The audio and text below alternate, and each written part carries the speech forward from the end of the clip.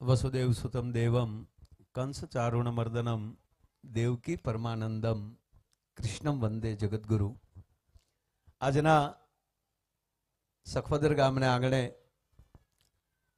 દેવાય દાદા બોદરની મૂર્તિ પ્રતિમાનું આવું સરસ મજાનું લોકાર્પણ એવા ઉજળા પ્રસંગે ઉપસ્થિત દ્વારકાધીશ તો હોય જ, એની પણ હાજરી હોય, તેમજ જગદેશ્વરાનંદ બાપુ મંચસ્થ છે, જીણારામ બાપુ અને રમજુ બાપુએ આપણી વચ્ચેથી આશીર્વચન આપીને વિદાય લીધી.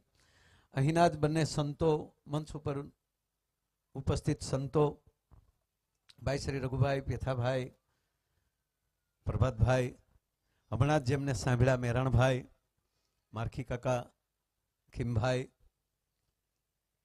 વિજયભાઈ, ગિરીશભાઈ, ટૂંકમાં મંચ ઉપર ઉપસ્થિત તમામ આપણા સમાજના મોભીઓ, ગામના આગેવાનોથી લઈ અને સમગ્ર જે આયોજન આખું કર્યું છે, એકવાર એમને જોરદાર તાળીઓના ગગડાટથી વધાવો. કારણ કે ઘણા સમય પહેલા વાત નક્કી થઈ કે એક આવું કાર્ય કરવું છે, તો આ કાર્ય કરવાથી ફાયદો શું રઘુભાઈ? ફાયદો એટલો જ કે રોજ સવારમાં કાંઈ કામે નીકળીએ અને પ્રતિમાના દર્શન થાય એટલે પહેલો તો આપણને આપણો પરિચય થાય કે હું કોણ છું અને અહીંયા શું કામ બેસાડ્યા છે, એણે શું કર્યું. અને જ્યારે તમારો પોતાનો પરિચય જ્યારે તમે આપી ગયો છો, આખી ગીતાના 18 અધ્યાયમાં ભગવાન કૃષ્ણએ અર્જુનને એક જ વાત કરી. દાખલા તરીકે અત્યારે જિગ્નેશભાઈ સરસ મજાનું સંચાલન કરે છે, કુંચાલાના દીકરા છે, પોપટભાઈ માલધારી છે, એ પણ સાહિત્યની સારી વાતો કરે, આપણું બધાનું ગૌરવ આહિર સમાજનું. નાજુભાઈ પણ સરસ મજાની વાતો કરે છે. અથવા તો અહીંથી હમણાં જેટલા બધા બોલ્યા છે એ વાતો શેની છે? એ કેવલ તો આવી પ્રતિમા ઊભી કરવાની છે ને. એ પેલા શબ્દોથી એની પ્રતિમા ઊભી થાય અને શબ્દોની પ્રતિમા જ્યારે આકાર લે અને એ પ્રતિમા જ્યારે મારા તમારા હૃદયમાં ઉતરે. ભગવાનને જોયા નથી આપણે, દેવાયત બોદરને આપણે જોયા નથી, એનો ઓરિજિનલ ફોટો આપણી પાસે નથી, પણ આપણે આવી સરસ મજાની મૂર્તિ જે બનાવી એ કઈ રીતે નક્કી કર્યું? આવા કવિઓએ જ્યારે એનું શાબ્દિક જે વર્ણન કર્યું તો એની ઉપરથી ખબર પડી કે તો એ આવા હોય. ભગવાન કૃષ્ણને અર્જુનને જોયા નથી આપણે. અત્યારે ગીતાનું જ્ઞાન જઈ તો ફોટો જોઈએ તો ભગવાન બોલતા હોય ને અર્જુન હાથ જોડીને બેઠા હોય. એ આપણે લાઈવ ચિત્ર એનું હતું નહીં, એનો કોઈ ફોટો નહોતો. પણ એ ક્યારે મળે આપણને ચિત્ર ક્યારે દેખાય? કે જ્યારે શબ્દોથી પ્રસ્તુત થાય. એમ કોઈ પણ માણસનો પેલો પરિચય જે છે એ શબ્દોથી એનો પરિચય થતો હોય.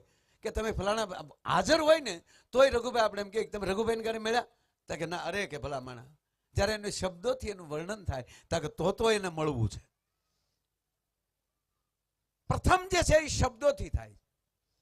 આ બહેનો કોઈની જાનમાં ગયા હોય તો એ વેવાઈએ તો વરરાજાને જોયો જ નહીં, બે જણા જે પરિવારે જે સંબંધ કર્યો હોય એને જોયો હોય કે ફલાણા ભાઈ દીકરો છે ને અત્યારે વરરાજો થઈને આવ્યો છે.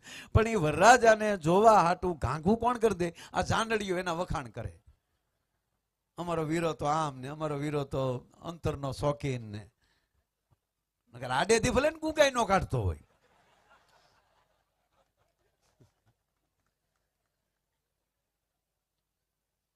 આ બધું જે શબ્દો જે છે, વાત એ છે તો જીવન આપણું એવું બને કે આપણું પેલા શબ્દોથી કોઈ પરિચય આપે. આ ગામને અહીંયા જેટલા મંચ ઉપર બહારથી જે મહેમાનો બેઠા છે એને ગામ જોયું નહોતું. વિજયભાઈ કોઈ તમે કોઈ નથી આવ્યા, પણ પેલા ગામના શબ્દો ન્યા પહોંચ્યા, જામનગર પહોંચ્યા કે ભાઈ આ ગામના યુવાનો દેવાય તાતાની પ્રતિમા મૂકવા માંગે છે. વાત એટલી જ છે કે શબ્દ તમારો જે છે એ બ્રહ્મ છે અને એ તમારો પરિચય આપતો હોય છે. એમ દેવાય તાતાના શબ્દો વર્ષોથી જે ગુંજતા હતા એ શબ્દો આજે ભેગા થઈ અને એની મૂર્તિ બની અને આજે સખવદરમાં પધારી છે અને એની પ્રતિમાનું લોકાર્પણ છે, જે આખો વંટોળ હોય છે એના વિચારોનો. અને પછી જ્યારે એ મૂર્તિ જ્યારે બની જાય છે, એ મૂર્તિની હામાં તમે મૂર્તિ મગ્ન થઈને ઉભા રહી જાઓ એટલે આખે આખા દેવાય તાતા વંચાઈ જાય. પછી એને તમારે વાંચવા નહીં પડે. જ્યારે તમે મૂર્તિ બની જાઓ છો ને એની હામાં આવો, ભગવાન કૃષ્ણની મૂર્તિ હામાં તમે વયા ગયા, પછી તમારે ભાગવત નથી, તમને આખે આખું ચિત્ર આવી ગયું. ગોકુળમાં જેલીમાં ગાયો ચારી, જ્યારે મૂર્તિ બને છે, શરીર તો બનતું જ હોય છે. શરીરથી તો હંમેશા કોઈ પણ શરીર હોય ભાઈ, એ આપણે તો જો ઉધરસ આવે, કફ આવે, આડોળું આપણે અત્યારે બોલીએ, હલન ચલન કરીએ, એ શરીરનો પ્રકાર છે. પણ જ્યારે એ શરીર સ્થિર થઈ જાય અને શરીર સ્થિર થઈ ગયા પછી એની અંદરથી નીકળેલી જે વાતો જે છે એ હૃદય સુધી પહોંચે છે અને એ વાતો પાછી ભેગી થઈ અને એને ફરીવાર મૂર્તિમાં પ્રતિષ્ઠ કરતા હોય છે. એવી દેવાય તાતાના વિચારોની, એની ખુમારીની, જેનાથી આખો સમાજ રૂડો લાગતો હોય છે. અહીંથી હમણાં વાત થઈ, રઘુભાઈ પણ વાત કરી કે એક એક પાત્ર તમે એનું લઈ લ્યો. મેરાણભાઈ પણ વાત કરી, ખીમભાઈ ને એને તો ખૂબ શરૂઆત કરેલી ત્યારે આડીદર બોડીદરમાં, હાવ પાયામાં, ત્યાંથી લઈને આજ સુધી આજે ગામો ગામ જે મૂર્તિની પ્રતિષ્ઠા થાય છે એ ખરેખર જરૂરી છે. અને જરૂરી એ માટે કહું, જો ભાઈ એના અંદરથી હમણાં જે ભાઈએ કીધું યુવાનોએ પણ આની અંદરથી લેવાનું જ આ નીકળે.